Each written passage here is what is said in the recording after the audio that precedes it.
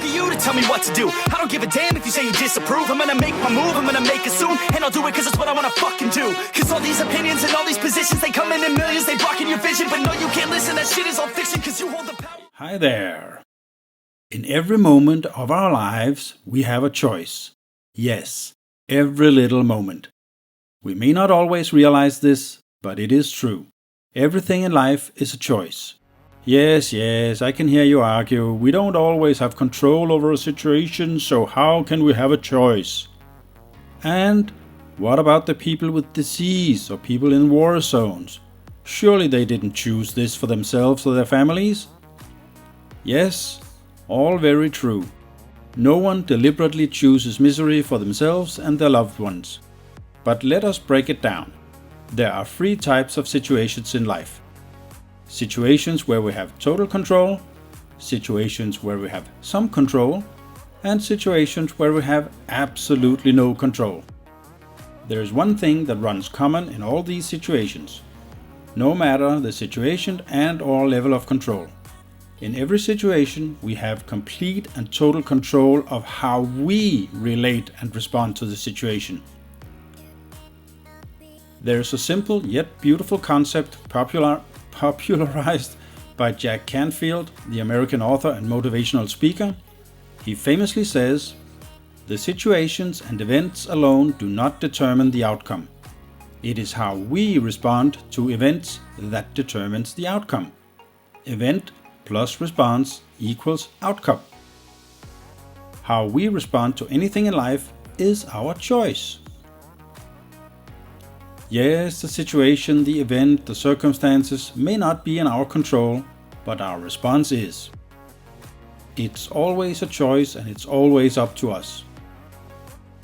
For example, if someone insults you, you can choose to respond with humor, with sarcasm, with an insult of your own, or some choose violence. Or you can choose not to respond at all. Choices, choices, choices. Every one of those choices have a different outcome, and usually we can't predict the consequences, and we will probably never find out what could have been. Now, that's only the surface level. Let's go a bit deeper. If someone insults you, you can choose how you wish to feel about it, how you internalize it. It's absolutely your choice. If you wish to be upset about it, you could be angry about it, you could laugh at it, agree with the insulter, or completely ignore the person. It all stems from your own ability to know yourself and your own level of self-confidence and self-esteem. In tough situations and rough times too, we have a choice. Our efforts and sufferings are always in our control. We can choose how much effort to put into something and how much we wish to suffer for something. Like delayed gratification, or just live below your means, maybe even only for a short period of time, but the outcome is to reach a goal in the future. Life doesn't just happen to us, our lives are defined by all the choices we make, big and small. We choose how to internalize, handle or respond to a situation. Our lives are a collection of choice and decisions. Our past choices have brought us to this present. And the choices we make today will shape our future. So choose wisely. And remember, there is always a choice and there is always a consequence or outcome. It may not be an obvious choice, it may not be a popular choice, or one accepted by family and peers and cultures, but there's always a choice. Between stimulus and response, there is a space. In that space is our power to choose our response. In our response lies our growth and our freedom. That's a quote from Viktor Frankl, the Austrian psychiatrist and founder of logotherapy, a school of psychotherapy that describes the search for the life's meaning and the central human motivational force. And you know what? He has some really good points. It's your life, and as far as we know, we only get one crack at it. So let's stop the nonsense. I'm not a victim, you're not a victim, there are no victims. We all live through our choices. You choose literally every moment of your life. I'm choosing to be sitting at my desk making these videos. You are choosing to watch this one. You create your life by the choices you make. What are the choices you are making? You are at a certain point in your life, a certain point in your money situation, a certain point in your business, a certain point in your job, a certain point in your relationship with different people. You have a certain weight, you have a certain health situation. For better or worse, you have created all that. And if it's still going on a month from now, you are continuing to create that. You have created your current life, and you will create your future life. If you would prefer to have a different life, then create a different life. You know what that means? It means making new choices. Choose right now to have a different life, a better life. Ironically, as soon as you figure out what you've been focusing on the wrong thing all along, the belief that happiness is out there somewhere, away from whatever inconvenience we're experiencing in the moment, and all you really had to do is change some self-defeating habits. Happiness, all of a sudden, starts to find you. In fact, it's coming out of where it was all along, from within you.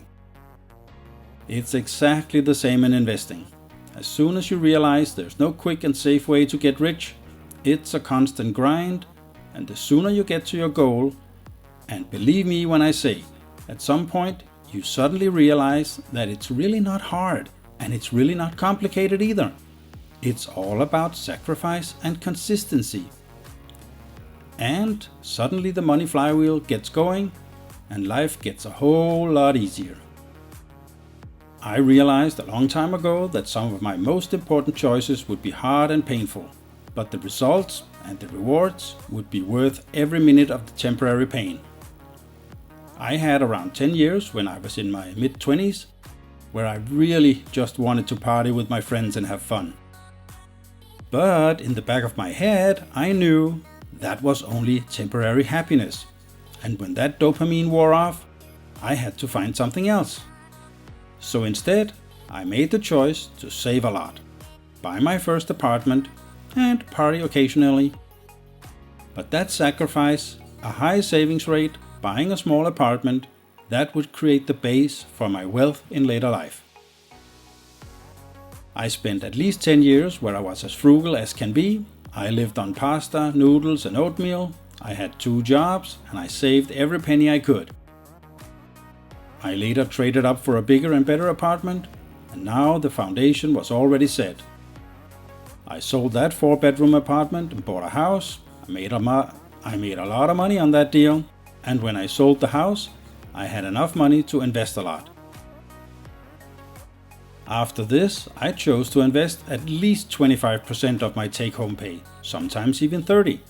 And this was a choice, which had the consequences that I did not party a lot, I only had a few friends, and I was seen as a focused individual with a long-term goal. Some of my friends didn't understand this, and focus was not in their mind. But a lot of years later, we sometimes talk about who made the best choices. The consensus is that the 3 of us who saved a lot, invested no matter what, and even invested more in downtimes, we were the ones who made the best choices. The 3 of us could basically retire today and have a nice life for the remaining, well, hopefully 50-60 years. But still, we choose to keep working. We choose to go on vacation 2-3 times a year. We choose to educate our children in the choices we made. Which, by the way, is an important point I just need to stress. Maybe the most important choice in your life is the partner you choose to spend your life with. And that is one of the greatest mysteries in life.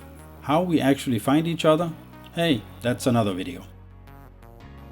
The important part is choice and the balls to get out of a relationship that goes nowhere, or in investing, take the loss and find something better. But get to the point. Sure. So, to wrap it up, choose early in life how the rest of your life is going to be, even if this requires hard times and hard work. If you keep being consistent and do what it takes, the universe will reward you in the end, or at least statistics say you will come out on top. So work hard when you're young and can handle it, save as much as you can as early as you can, and invest as much as you can, no matter what markets do or some people say.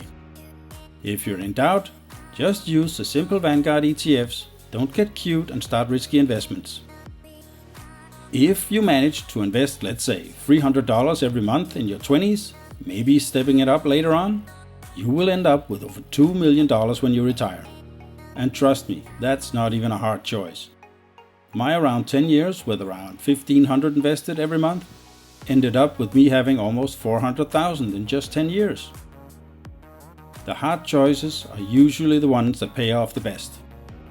Now, it's up to you. Will you make the hard choices? Or will you sit on the couch and watch Netflix while eating junk food? I like that too though. The choice is yours, and you will have to live with the consequences of that choice. Here, I choose to end the video and spend the day with my kids. So remember, the best investment you can do is in you. The more you learn, the more you earn. Bye! I have a dream, that's all I need. I'll make it happen with some work and belief. Know what I want, so I'll take it on. I've made mistakes, but mistakes make you strong.